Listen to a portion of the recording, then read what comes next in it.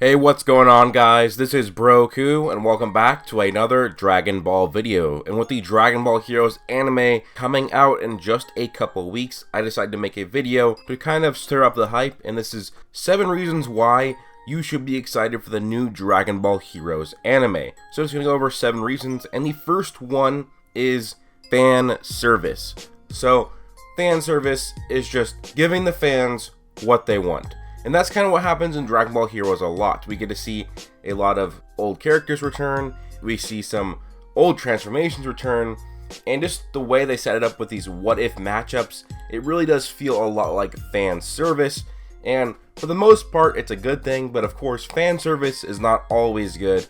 And I bet there are some things in Dragon Ball Heroes that, even though they're fan service, it might not turn out great. Now, number 2 is the epic, the legendary Super Saiyan Blue versus Super Saiyan 4 matchup. Yes, we will see Super Saiyan Blue Goku fight Super Saiyan 4 Goku. We have 2 Gokus fighting each other once again, but these are 2 good Gokus. So it's not like Goku Black where it's an evil Goku controlled by somebody else. Nope, these are just 2 different Gokus from 2 different timelines. One that learned the Super Saiyan Blue transformation, and one that didn't.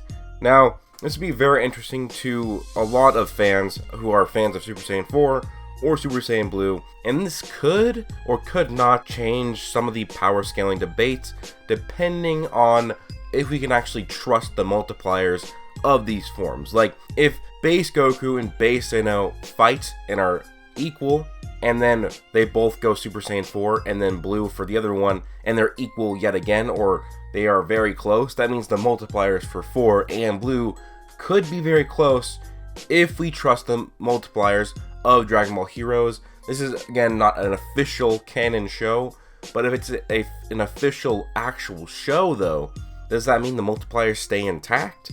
I guess we'll find out. So number 3 is old characters returning. Now these are characters like Bardock, King Vegeta, Deborah, Kid Buu, Cell, 17. A lot of these characters will be back and bigger, better, and badder than ever. Like, there's this version of Deborah who looks different and is way more powerful, and then he is absorbed by Kid Buu. So we get this weird fanfiction-y version of Buu where he actually absorbs Dabura, not just eats him as chocolate, and it's very interesting. There's also Broly, who becomes Super Saiyan 4 Broly Dark, which is a very powerful being, and there's just so many old characters returning. I believe even Cooler is in this, and again, this goes back to the fan servicey part, bringing back old characters. Now, a lot of these old characters are brought back and then given the number 7 thing on this list, which I'll get into when it's number 7. So at number 4 is these what-if matchups. Now,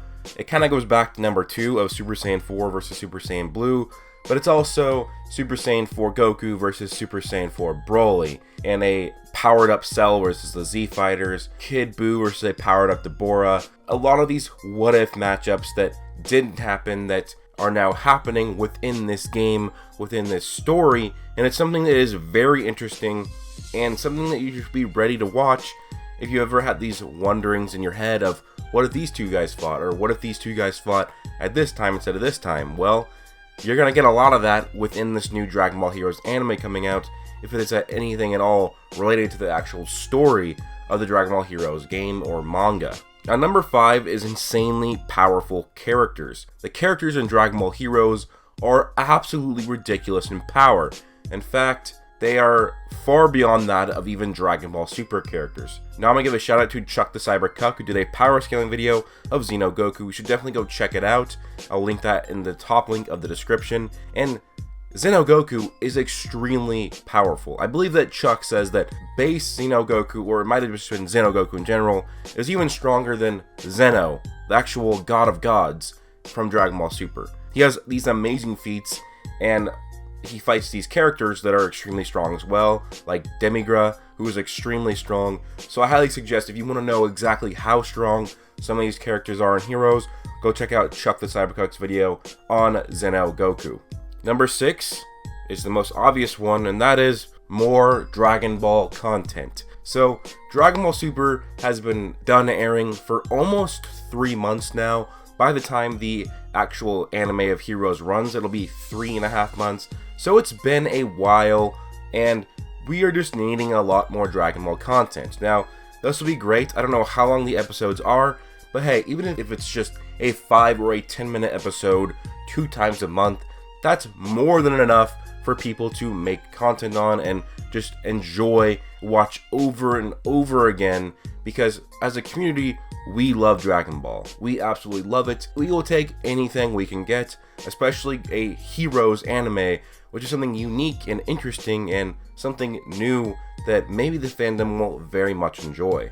And number 7 is new Dragon Balls. We've had the Earth Dragon Balls, the Namekian Dragon Balls, and the Super Dragon Balls, and now we have the Dark Dragon Balls. Now, these Dark Dragon Balls are different from other Dragon Balls in which they actually have a black colored star. They're called the Dark Dragon Balls, and each Dragon Ball has the ability to merge with an evil entity that powers them up drastically. So these aren't just Dragon Balls where you make a wish. You can actually have an evil person use these and they get a massive boost in power. And that's pretty interesting to see these new Dragon Balls that do something different.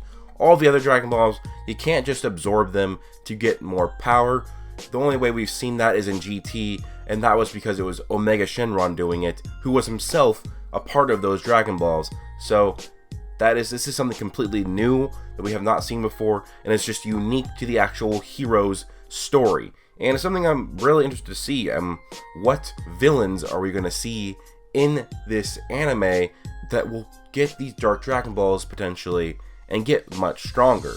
Now, I know in the actual show, we got to see Kid Buu, Frieza, Cell, Broly, and even more old villains getting these massive power boosts by these Dark Dragon Balls. And it's something that is interesting and can immediately make an old enemy who should be nowhere near strong enough to compete with the Z fighters of current day, and then get this Dark Dragon Ball, and now they are a behemoth or a juggernaut once again, and that is very interesting to do with these Dragon Balls. Now anyways guys, please do leave a like if you enjoyed.